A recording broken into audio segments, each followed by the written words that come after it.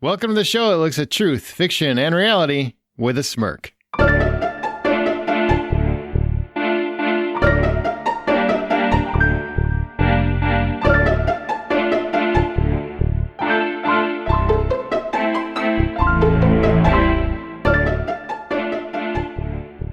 I'm Aaron Peterson. I'm Amanda Sink. And I'm Zach Parkerson. And welcome to Smirk. Every other week, one of our hosts introduces an original story, which we then use as a springboard for a spirited and lighthearted discussion on whatever the moral or theme is.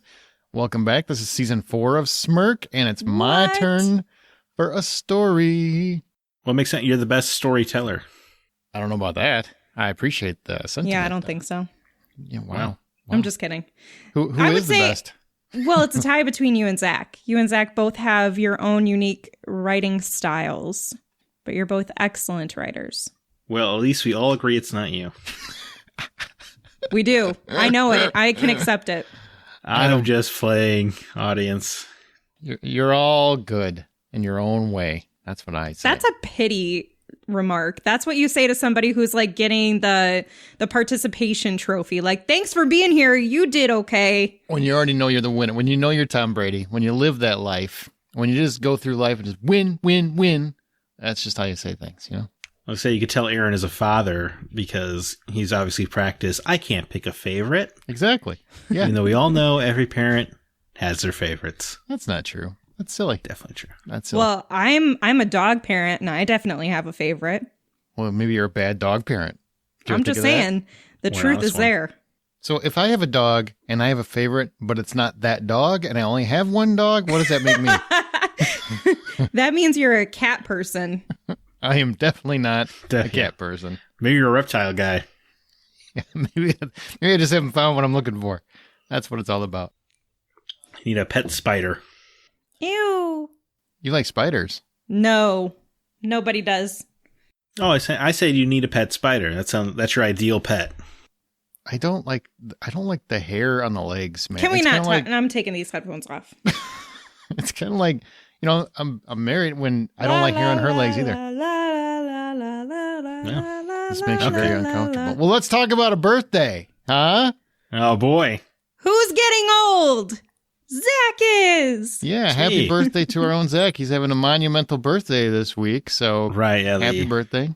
A massive milestone. What is it? 21. Yes, that's right. Yeah, I'm gonna do the thing people used to. I'm 29 forever. So, what does 30 feel like? I haven't been there in a minute. Sad, I guess. Mostly sad. So not Existential crisis. Not dissimilar from 29 or 28. Aww. Or really any of them. I feel like we should just talk. Skip the What whole is Zach's podcast statement? and just make you feel better because it's your birthday. Happy birthday. Thanks. Happy birthday. Happy birthday to you. Wow, Happy birthday to you. And Ed Sheeran. Is it his birthday too? Michael Jordan, right? Correct. Or most exciting to me, Lou Diamond Phillips. Oh. Yeah. I did not know that. An absolute Well, legend. your birthday has suddenly become much less important. I just referenced Ed Sheeran because we are the exact same age. Oh. I And hurt just him. Oh, as successful. I would say, yeah, I was just going to say, you guys are on the same life trajectory.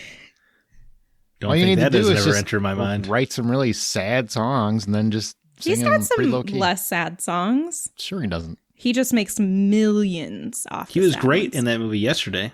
Oh, that's right. He wasn't yesterday. He was Yeah. great in Game of Thrones for 4 seconds Uh-huh. when he distracted everybody. But Lou Diamond Phillips, Isn't that cool? That guy's been around forever. I love it. Yeah, Bats. What a great movie. way cooler than you, Zach. No offense. Bats was a great movie. I like Bat. I love Lou Diamond Phillips, man. He's one of those guys where he's very fans friendly. So he'll almost always like your tweets or something if you tag him and stuff. So if you're a Lou Diamond Phillips fan, be sure to tag him, wish him a happy birthday as well. And he just always seems genuinely appreciative of fandom. If you could do me a big favor, say happy birthday to @GoCastZach and Lou Diamond Phillips, like in the same tweet, that would be awesome. If he gets like 3 or 4 of those, he's going to think it's really weird, right? Yeah. I mentioned that you heard about his birthday from the Smirk podcast. Exactly. That's how you can share a show with your friend Lou Diamond Phillips. Perfect. Why do people, Lou Diamond Phillips is like, why do people keep lumping me in with this low tier podcaster? What's going on? But then he listens and he realizes we have a deep appreciation for Mr. Lou For Diamond the Phillips LDP. and his wonderful LDP, his wonderful career. He's one of those you get excited every time he shows up in something. I really do. Yeah. Every time. I was getting pumped for Prodigal Son because I like Michael Sheen. And then I saw Lou Diamond Phillips is in the cast. And I just got like, well, now I'm watching it. And Like, he's before I was thinking about it. magnificent. He really is. He's so delightful. I love him. He puts the heart in everything he does. Absolutely. Aaron, is your story about Lou Diamond Phillips? I might rephrase it. Yeah, I might rewrite it a little bit. About a true American hero. Absolutely he is. Absolutely. American treasure. Young Guns 1 and 2. Two of my favorite films. Still one of the best movie soundtracks of all time. John Bon Jovi. I love how you're talking as if he is actually listening. Like, I just want to tell you how much of a fan I am. You know, these two movies are really my favorite, and I've looked up to you for my whole life, and then I see you still in stuff now, and I just hope you're listening. Please come on The Hollywood Outsider and do an interview with me, Aaron at thehollywoodoutsiders.com. This is supposed to be about Zach's birthday. Yeah, we get it. It's your birthday. Why doesn't he come tell a story on Smirk Podcast? I actually was going to write a birthday story, but I thought instead I would just wish him a happy birthday. Well, that seems like you downgraded in celebration. How mad would you be if he reached out to the Hollywood Outsider just so he could get the Gaming Outsider's contact information? No, that would be hilarious. Just so he could tell you happy birthday? Pretty funny. What if it turns out he's just a huge gamer? That'd be awesome. I don't think he is, though. I would be he fascinated by that. You want to hear my story? I got a story. You want to hear it? It's about entertainment and what's going on in entertainment. Oh, that's right. We're doing a podcast about stories, not Lou Diamond Phillips. Tried to segue to your story when I asked if it was about Lou Diamond Phillips.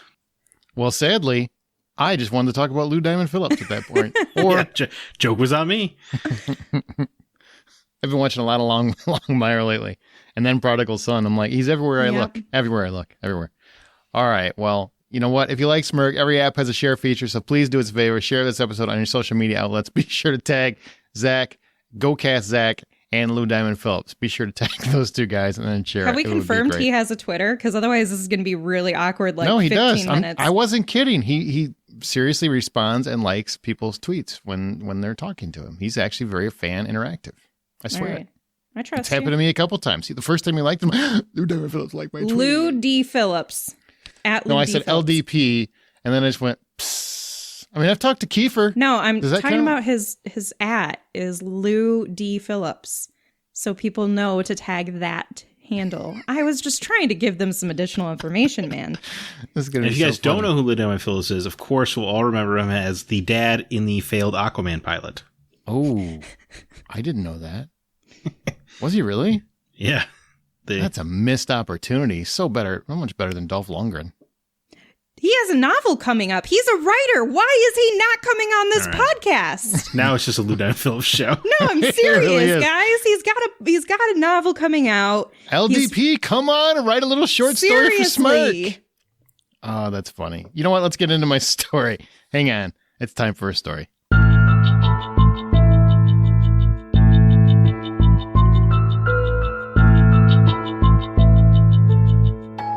Today was the day.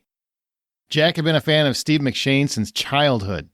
McShane was just one of those rare combinations of talent, charisma, and genuine quirkiness. Oftentimes throughout the years, Jack found himself dreaming of what it would be like to sit down and have a conversation with Steve McShane, and today it was happening. Years of working, writing, planning, everything had been building to this moment. Sure, Jack had plenty of other accomplishments, and numerous other actors he loved a bit more, but this one was a reality coming to pass. It was definitely a pinnacle of his career as a journalist, meeting and interviewing one of his childhood heroes. As an independent outlet, he would be provided remote access to McShane to ask the actor anything he wanted about his new television series, career, or virtually anything he wanted.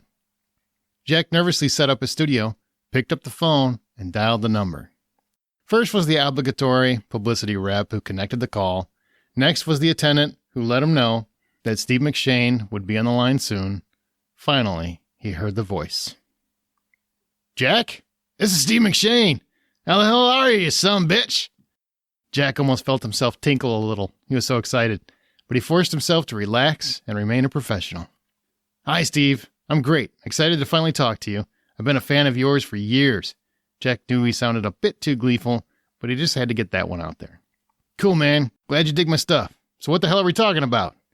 Steve sounded as though he was almost confused as to what the call was actually about. Your new show. Let's talk about you coming back to television after being gone for so long.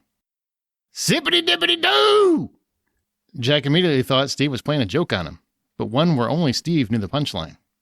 Excuse me, did you hear my question, Steve? Jack asked very politely.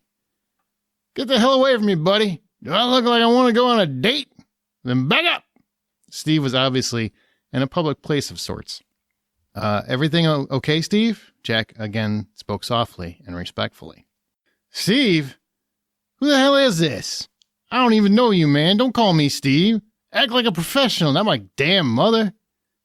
Jack has been around his share of alcoholics in his life, so it became painfully obvious that Steve was drunk off his rocker. Mr. McShane, are you going to be okay for this interview? Again, polite. What interview? Who the hell is this guy asking me if I'm gay? You have a lot of nerve, jackass. Steve was now talking to either himself or someone else with him, but definitely not to Jack. Or at least he wasn't actually understanding what Jack was saying. No, I asked if you were okay, sir. No, are you? What the hell kind of questions are these? Are you even sure you're a writer, man? What the hell?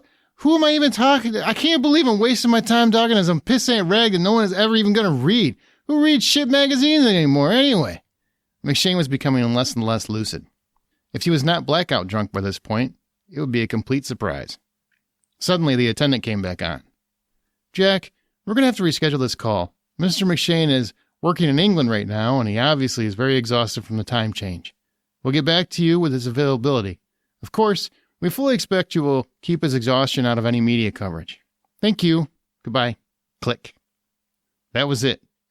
Jack's meeting with a childhood hero became nothing more than a drunken prank phone call. Weeks of planning, preparation, and a lifetime of excitement, all for nothing. It was at this moment that Jack had to stop and take stock of a very important question. Did I just waste years of my life being a fan of this man? Well, sounds like not. I'm not gonna lie to you, Phillips. I'm crying because I emotionally connect with this. Aw, did that happen to you? Obviously not in the same capacity, but Oh, wow. Oh, she's really crying. man, Joss Whedon broke my heart. Well, we'll get there. What do you think the moral or theme of this is? Never meet your heroes. You either die a hero or live long enough to see yourself become the villain. Both pretty accurate. Actually, Amanda, that's the title of my story. So, yeah, that works. Never meet your heroes. But I like the Batman quote a little bit better because it's a little bit more accurate. Yeah. Sadly. Very sadly. All right, so my first question, this has to do with the story. Okay, and then we'll go into the actual discussion. Do you think McShane should be judged based on that one incident? On one incident, no. Of course not. You can't sum up anybody in one incident. I mean, obviously it's probably part of a pattern. Yeah, so I wouldn't, no, not any one incident should be enough to evaluate a human being. Yes and no. I mean, first impressions are everything.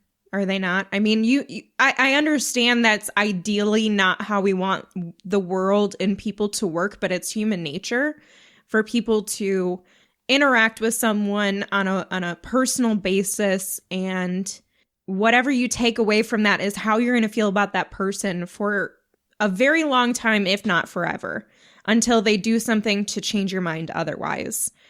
While ideally I would love to say that we live in a world where you can just take one experience and toss it aside and look past it and not judge someone on that one interaction. That's just not how people work. And so realistically, yes. Yeah. I mean, people are going to, whether that's right or wrong is, I don't know if that's your question, but that's just how people work. See, I would say my personal opinion of the story is that it might not be fair, but that was a professional call and he had time to prepare and he knew ahead of time. So that's really on him. So I think you can judge somebody on that. Now, if it's you called him out of the blue, wasn't Right. aware of it, didn't have his rep prepping him for it and everything else, then I'm like, okay, well, that's absolutely, you know, you don't know. He might have been out celebrating something. But when you have a planned call like that, I would think so. Also, what a crappy rep to not stop that sooner. I mean, they waited quite a bit before they're like, no, let's not do this and keep it under wraps. Right. They should have been first interaction. I mean, you have to know your clients very well. And first interaction, you'd have to be like, ooh, this dude's not feeling all right today. So, hey, how about we don't insult my story's attendants, the reps, all right? Because you don't know their backstory. I haven't written that yet. So what you're telling me is you're confirming that this is a fictional story? I'm not confirming anything until the end of this episode. Uh-huh. So for the past couple of years, many of us have had people we're fans of fall off the planet of goodwill. Harvey Weinstein, Kevin Spacey, Joss Whedon, Gina Carano. You know, in terms of a lot of people are fans of people that are now in hot water or trouble of some sort. So how does it hit you when you find out one of your idols is not the person you thought they were? Because we all build them up in our minds, right? We have these people that we've, you know, I have an idea of who Kurt Russell is. I worship the man in so many different ways, and Lou Diamond Phillips, as we alluded to earlier. And if I ever met Kurt Russell, in my mind, I already have an idea of who he is. And whether that's true or not, we wouldn't know until we actually met him. But if I came to find out later that he did something horrible, it would completely, I think it would really affect me. So how does that work for you guys?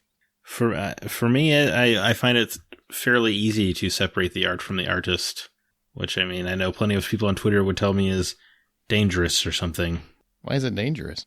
Because you're letting them off the hook or something, like the J.K. Rowling thing, right? Like, I wouldn't care if she was harshly anti-trans. I would still love Harry Potter.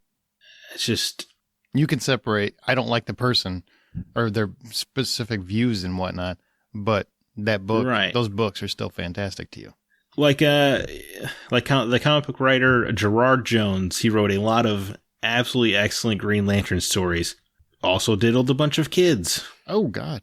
So, wow. You know, Okay. All right. That sucks. But I can still reread those Green Lantern issues and not, like, I can appreciate the story that is happening without thinking that I'm a terrible person because the person whose work I'm enjoying was a terrible person. Well, how did you feel when you found that out, though? After you kind of really admired the guy, were you bothered by it when you first found out? Yeah, I mean, it's definitely not the scenario. Obviously, what happened. Right. You're bothered by it. I'm talking about knowing that person was involved in it. Yeah, no, I mean, of course it sucks, right? You know, somebody you look up to, or even Kevin Spacey. You know, it was an actor that I would watch movies because he was in, or watch, like, the only reason I ever watched House of Cards was because Kevin Spacey talked in it. Right. That's fair. Like, yeah, that sucks, but I can still, and I guess it's like, it sucks at the time, but I can look past it. Even Gina Carano as a recent example, you know, who doesn't love The Mandalorian, right? But I could watch the Cara Dune episodes without thinking about how she's a big anti-masker or whatever. I don't know, for me, they're an actor, they're doing a job. Also, everybody sucks deep down. Right? Wow. That's profound. You know what? But let's take an example. Let's say Yoko Taro, the gentleman who created Nier. If I found out he was, I guess a diddler would be the worst. I guess it would be hard to replay Nier for a while, but eventually I know I could do it. You know, like enough time passes. But you wouldn't be able to idolize that guy. Like, he's burned in your brain forever. Right? Yeah. Of course, I'm not gonna. I wouldn't want his autograph. Say I had his autograph, I would probably get rid of the autograph. Yeah, if that feels helps. like a big one. That feels like a big move. Yeah. Amanda, how about you? Because I know you were apparently emotionally attached to Joss Whedon's recent situations. So how did that feel when you're idol? When you found out, not the guy, not the feminist, not the man who really did all the things people thought he did, I guess. Potentially. I mean, I don't want to. We're not a court there's a lot of people coming out, though. I know, but we're not a courtroom. So no, but we are talking about our public perspective and our opinions and how that's shaped. So for me, I would say up until this point, I've been able to kind of easily dismiss people like, all right, you know, it hasn't emotionally impacted me in any way. It hasn't been difficult for me to say goodbye to any of these creators or artists or, anybody like at all. It's just been like, okay, yeah, you're a shit person, so see you later. And I don't even know for Joss Whedon, it's not necessarily him, as it's very difficult to describe. I feel so emotional about it. It's so dumb. I don't think it's dumb. I mean, if you're a fan, you've got years tied up in his properties, and what your vision of him, this is my perspective, what your vision of him was as a feminist icon in many ways. Buffy is a platform that helped shape me as a woman. Oh my God. So to have somebody behave in a way that is so opposite to everything that empowered me feels like I grew up with lies in a way. Like it was like a personal betrayal. I know he didn't do anything to me, but then I feel guilty too, because the content that I have been obsessed with and that helped shape me for so many years caused so much pain for those people. And it just makes you so sad to think that I know that you can't expect anybody to be perfect, but you don't expect somebody to be so opposite from, he helped build an entire world for women to have a platform on. And we find out, smashed all that down. And it wasn't anything that happened recently. It was the whole time he was trying to build that, or we believed he was building that. And so that's the thing that's really, it's hurtful, and it impacts me on an emotional level. Right. I mean, the Joss Whedon thing sucks because he was built up as this male icon for how men should help feminism. And it turns out he treated women like a dirtbag. That sucks.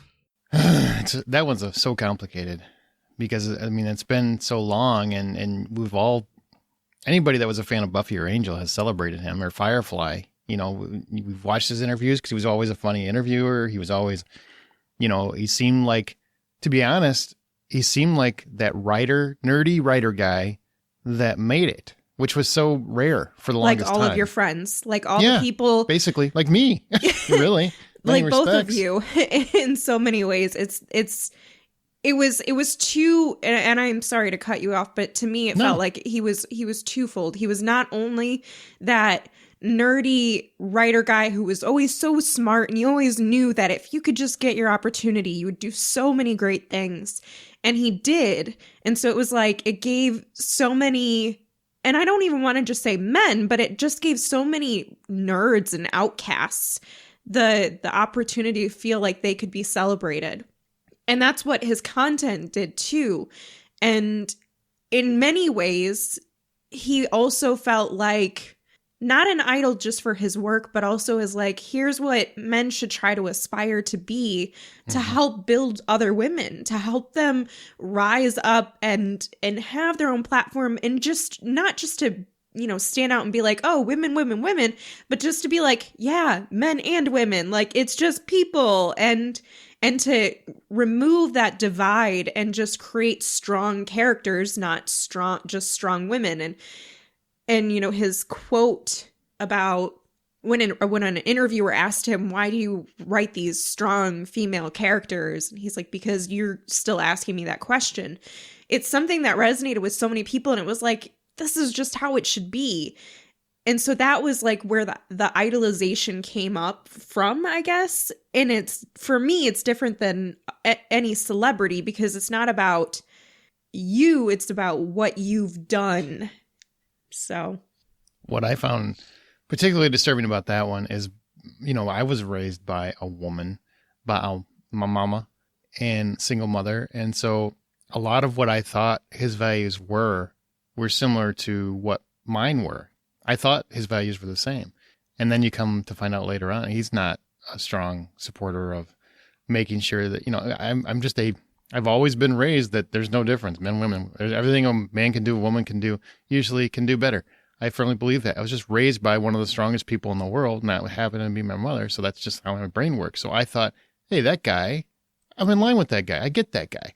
And then he had all these great characters, and I'm like, I absolutely get this guy. I'm glad he's writing, smart, sharp women. Like Zoe she doesn't have to be tough. Hell She's yeah. just strong on her own. I mean, it's just like they're so well written in many respects. And I'm like, and secretly you succumb to the same crap that so many other Hollywood idiots. I mean, he didn't assault anyone or anything like that, but he created a toxic environment. And that's that directly disgusting. impacted women. Directly impacted women, yeah. And apparently made them worried to come forward. One that really hit me, you talked Whedon, it was in the writer that was important to you, Zach. Harvey Weinstein, I secretly kind of crushed me.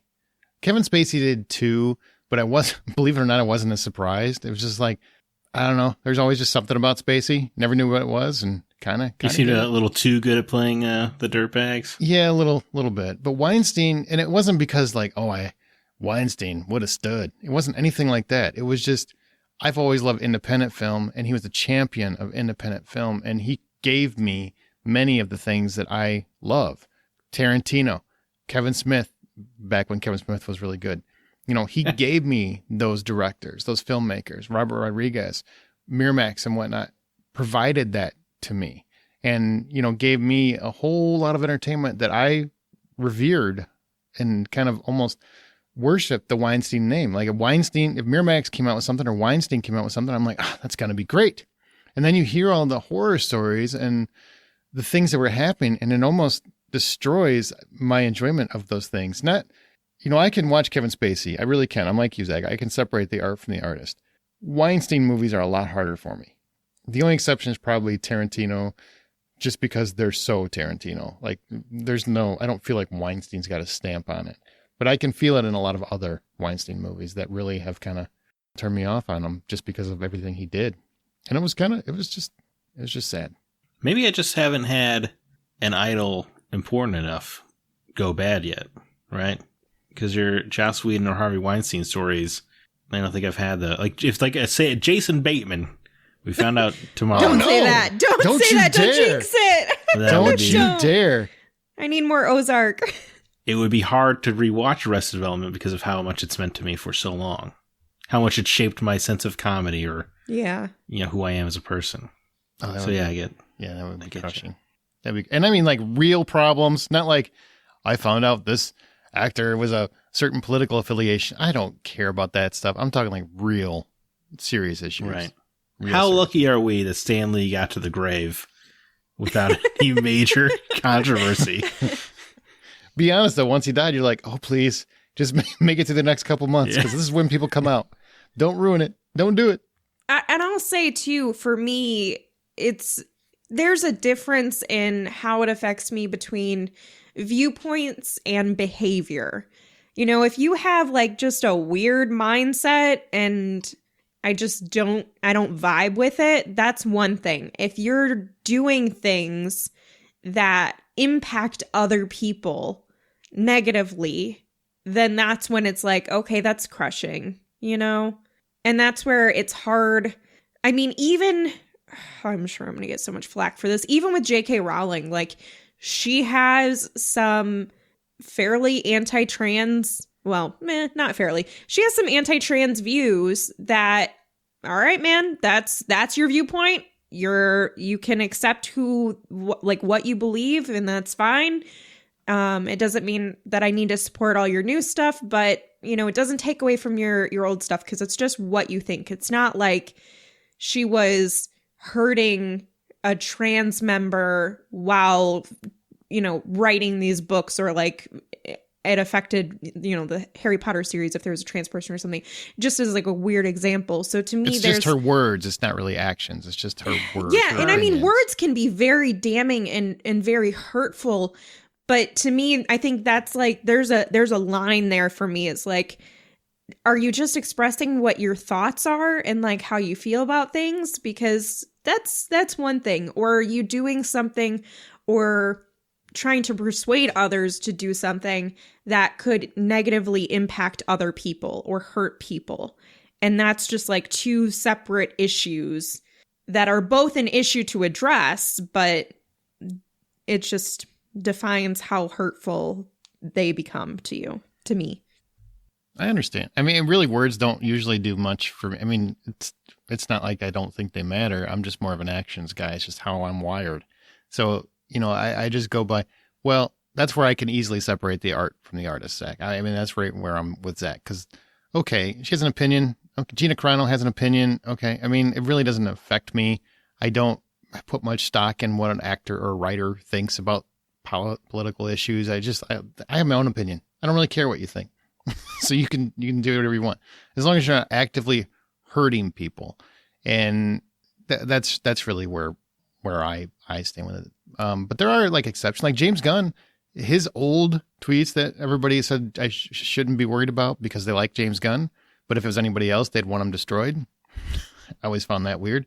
Those those words were really uncomfortable, probably because I'm a parent or a father, or just whatever the reason. I'm just a person. I just didn't think there was nothing funny about it. And he wrote him as a 40-year-old man. And I know you shouldn't say things like that because it's weird and gross. So I don't know how he couldn't, I didn't think there was any funny thing there. So that was kind of upsetting for me as a fan, because I love James Gunn. And I was like, that really took me down a notch. Like, it makes me uncomfortable now a little bit. I was not somebody who was like, this is the worst thing that you could say. Like, well, but again, actions, like he didn't do anything. So I'm like, I don't want to cancel anybody. But on the same token, like that gave me, that was my idol came down a notch. Like he wasn't an idol anymore for me. I mean, more like I understood there was like a level of like, wow, that was not funny. Sometimes kind of weird, sometimes kind of gross, like whatever. But it wasn't something that was like, it changed my perspective of him. And I know that I'm in the very, very vast minority in that. But I have known a lot of people who make really weird, uncomfortable jokes because they think it'll be funny. And it's like, nah, you're kind of a weirdo now, like that you said that out loud. And sometimes they realize it and then they change. They grow up. They're not that immature and weird. And I mean, it was in his 40s, so. I know, but age is not maturity, not at all. And so just for whatever reason, to me, it just did not affect me. I don't even like talking because I'm afraid I'm going to get canceled. I don't even have anything to be canceled for. Also, it can happen. James Gunn's great. Never did any wrong to me. Love the guy. Huge advocate for him when he got fired. Made some dumb jokes. Wait, you're a huge advocate for him when he get fired, or when he got fired? I'm kind of confused. What you I was a huge said. Advocate when he got fired. Okay. I was telling everybody you don't want to get like James for him Gunn to get in life. reinstated, right? Yeah, you don't want to get James Gunn. That was a joke on the show for some time. Yes, he's great. I think it's cooler that he made dumb jokes 10 years ago, and he is matured that he doesn't make those same kind of jokes. Well, is it matured, or he realized you can't say that? That would be maturity. Well, I hope you're right. I mean, I hope you're right. Maturity informs you that, hey, maybe I shouldn't say this. And like I said, it's not something I would cancel. I'm just saying it did take him down a notch for me because I found like that stuff. I've got some friends that say some inappropriate stuff, a lot of them. And that was still over that line. And our line is pretty low. I think it might have elevated him for me. Oh, my God. There's something so wrong with you. And yet so right. All right. Well, I think we know who hit us all the hardest and whatnot. So do you feel like you can still enjoy their work like you always have, or does it change any aspect of how you view it? Oh, Aaron. Seriously. I mean, I know. It's when you go watch Buffy, I mean, I get that one's brand new.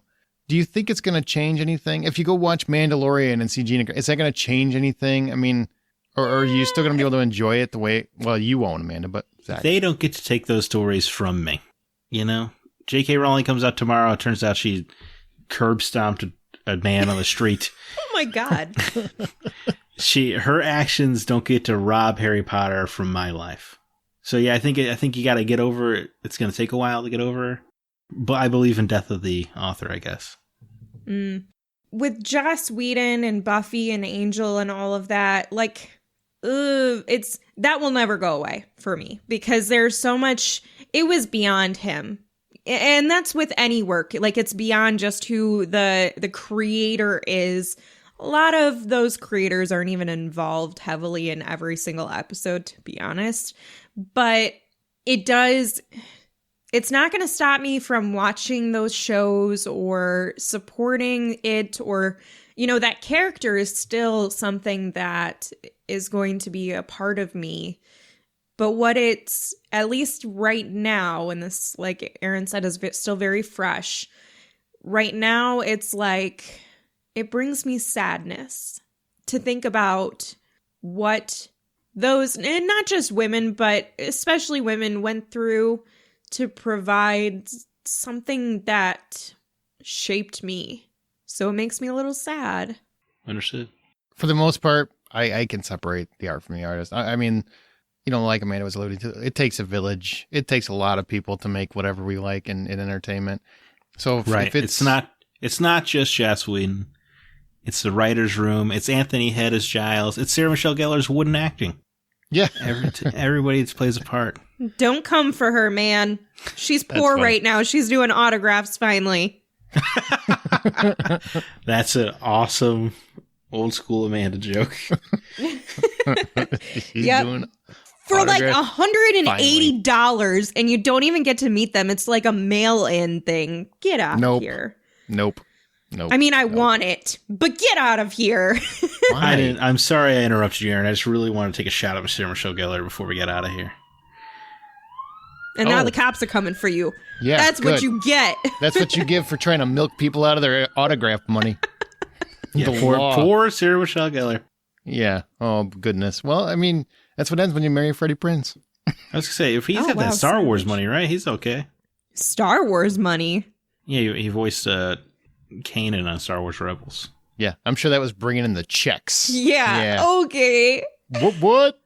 Katie Sackhoff was retiring off that Clone Wars money, Come on. I think he's worth like an absurd amount of... I think he's worth like $30 million, which is way more than he should be. Are you serious? I'm fairly certain. Well, then why is she selling her autographs for so high a rate? Maybe why is she doing it at all? It was a whole generation ago. Maybe if she wants fun money, she has to get it herself. He's like, I ain't paying for you. Get out of here. Got separate checking accounts for a reason, lady. I ain't sharing that money. That's my money. Get your Botox with your own money. Wow. Well, celebrities, that's what they be doing. You got to do another Scooby-Doo movie to get some money for the family. Written by James Gunn. Absolutely. Connected it all. I bet they do it R-rated now. I mean, adult Velma, an animated show. I'm like, you don't need to animate that. Make that real. Linda Cardellini? All right, last question, and we can get out of here. How should we decide who's worthy of a comeback? Oh, man, that's an interesting question. I feel like Louis C.K. is going to have one in a few years. Because he's been quietly doing clubs and stuff. Yeah, people want to act like he didn't do anything. I'm like, he was jerking off next to houseplants or something. I mean, that doesn't feel like it's a step away from Weinstein, guys. I don't. But then you hear from like the female comic, Sarah Silverman, who was like, yeah, it was weird, but it was just a thing he did. Sometimes it was hot. Usually it was gross. I can't picture it. I feel like people are. Can you imagine a guy? You go into a room. He's like, "Do you mind if I just jerk off in front of you real quick?"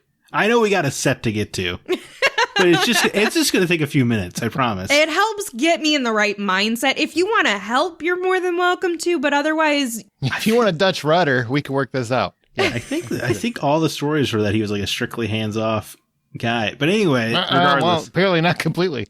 I mean, his hands weren't off. Well, touche.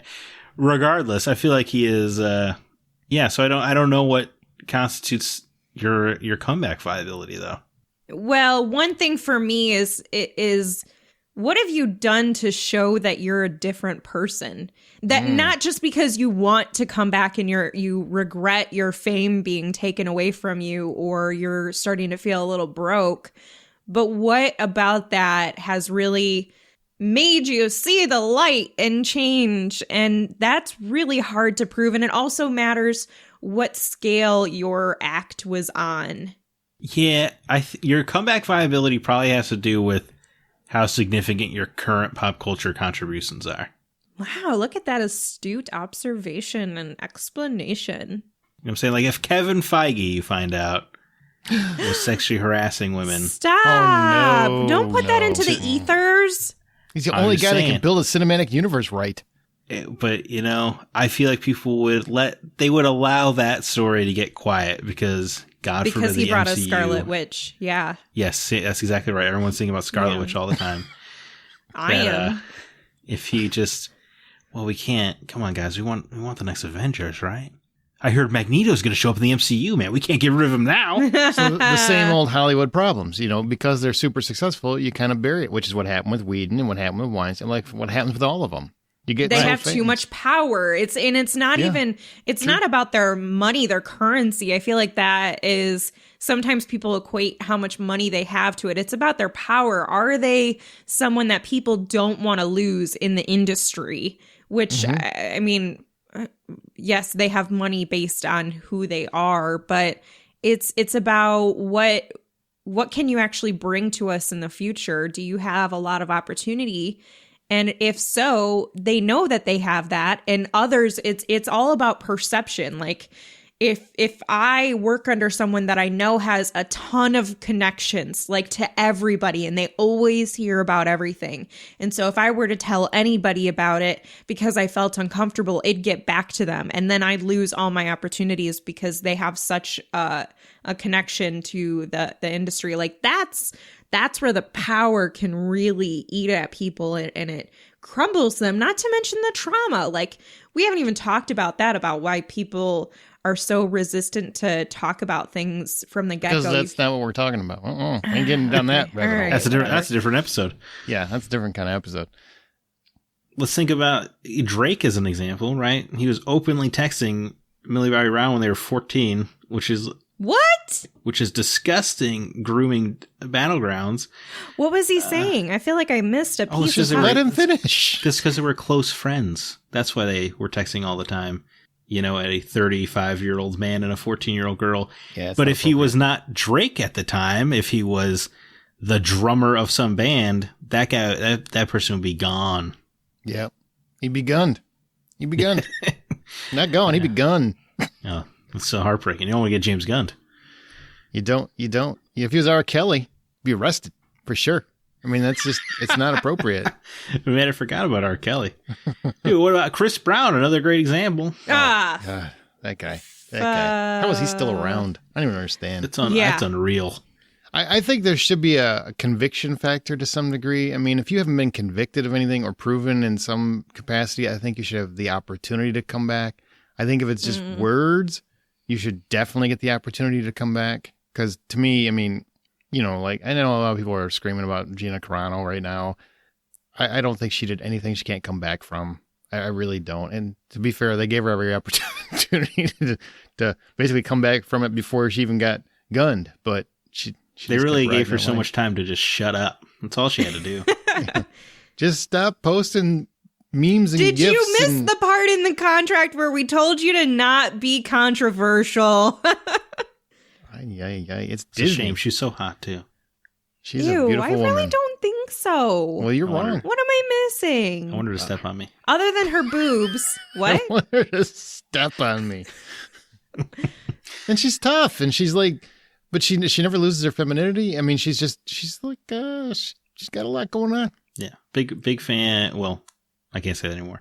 I was a big fan of Gina Carano. Be honest, are you still a fan? No, I don't. Or are you just saying that for the internet? I mean, she's still hot, but she's also dumb.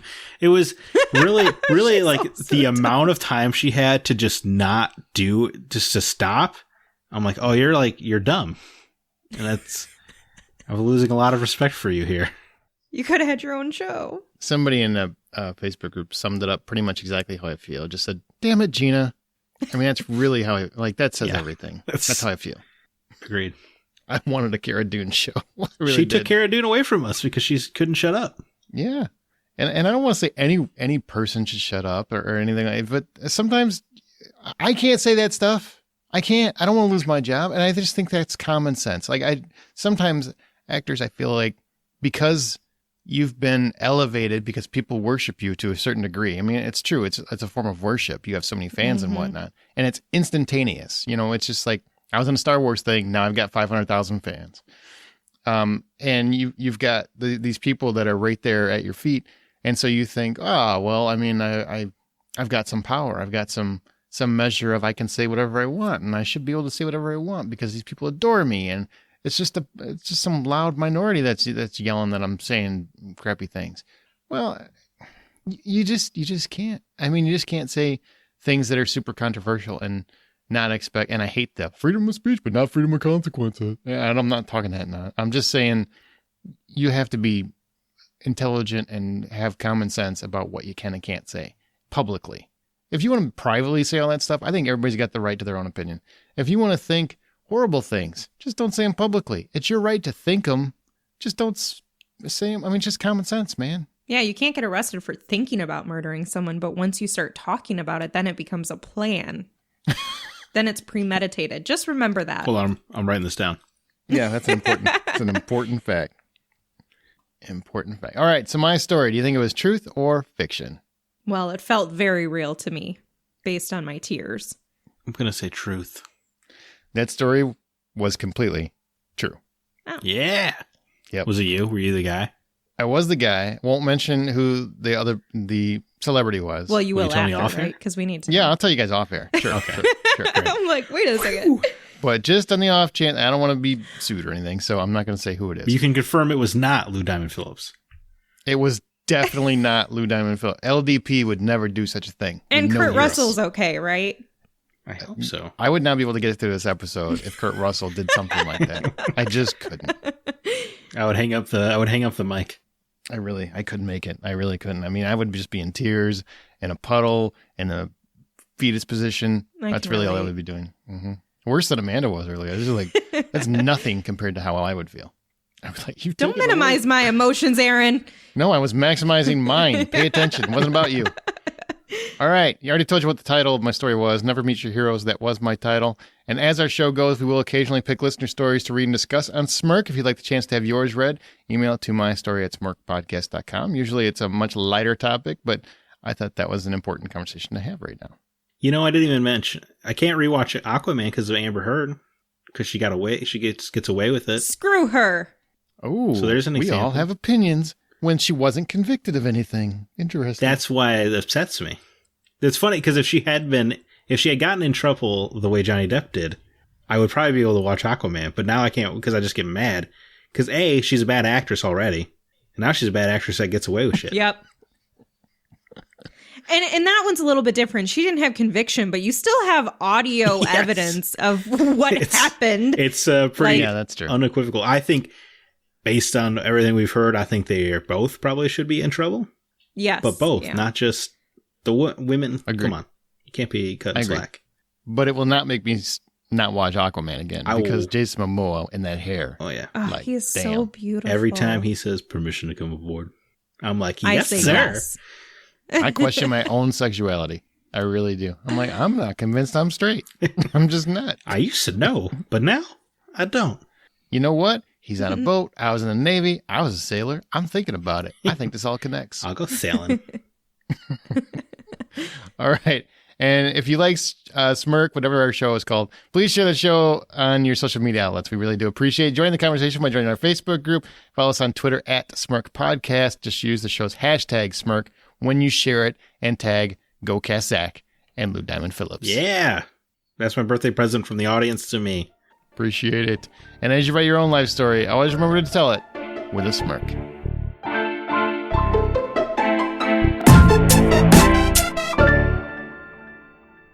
Dun, dun, dun. Do you need to know who this person is? Do you want to know? Yeah, hell Should I yeah. turn off my recorder for this? No. You keep recording. I'll bleep it out. The listeners will never get to hear Oh man, that that's it was, so teasing. in fact, Dude, that's so funny that I said it sounded like at the top. yeah, because you kind of remembered that story, right? I really didn't. I don't remember this story, but you told us this story before. Yeah, I told Zach that because he was on. Oh, Podcast. right. I was distinctly thinking of that weird video where he's super wasted, where he's like, and the interviewer's like, wait, what? Yeah, Knocked it over. yeah. It's so weird.